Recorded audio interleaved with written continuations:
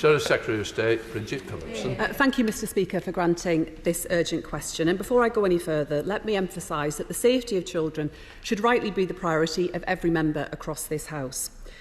But the question today is not simply whether that should be our priority. It is the colossal shambles of a Secretary of State who we learnt from the Select Committee this morning did not merely sit on new advice which she received on the 21st of August about the safety of school buildings. No, she did nothing for 4 days, and then she acted decisively. She went on holiday for the best part of a week. 10 days passed from the day she received the crucial advice to the day that head teachers were told to close their schools, causing chaos for parents. Now, just a fortnight ago, the Secretary of State's response to questions about the management of the department's own building was simple and proud. The motto she has made her own: nothing to do with me.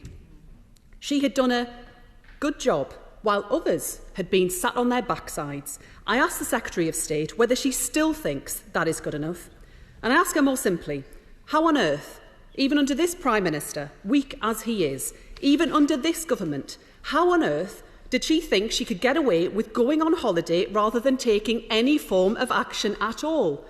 Will she at last take responsibility for 13 years of failure, 3 weeks of chaos, and for the years stretching ahead of our children sitting under steel girders? When will all of our children be back in their own schools and back in their own classrooms? Because, Mr Speaker, parents, families, staff, and above all our children deserve answers, and they deserve better from this government and better than this Secretary of State.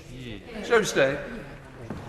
Well, I thank the honourable lady for her question. As soon as we have information, we took decision in every case. When we first saw the incident in 2018, we took a decision and we put out new guidance and warnings. We put out new guidance in 2021-2022. We started surveys directly in 2022. Previous Secretary of State starting to get more concerns about RAC in our school estate. We then sent in surveyors directly because the responsible bodies were not moving quickly enough. In terms of the initial advice, so what happened over the summer was new cases, 3 new cases.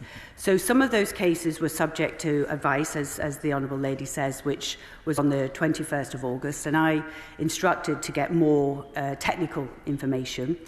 The last case, which is really what tipped us into making a decision, a very difficult decision, as I'm sure, well, I'm not sure she would make, because they don't tend to make these difficult decisions, but a very difficult decision because of the impact, and they still haven't in Wales, because of the impact on children and because of the impact on our school leaders and school teachers. But the last case, which was another setting in a school in England, took place on 24th of August. So we went to investigate that and to see what had happened. In terms of my own decision, I went abroad because that was the first time I could go abroad. I went abroad for my father's birthday, knowing that I would still be chairing the meetings, which I did on the Saturday, on the Sunday, on the Monday. And then I made the decision, as we had now made a decision, to come back from holiday immediately. And I came back 1 day delayed because of the air traffic control incident, and I got back to announce the decision on Thursday. Now, the thing I said when I looked at the new case was we need to get technical evidence, and the second thing is we need to operationalise this. I knew this was going to be difficult.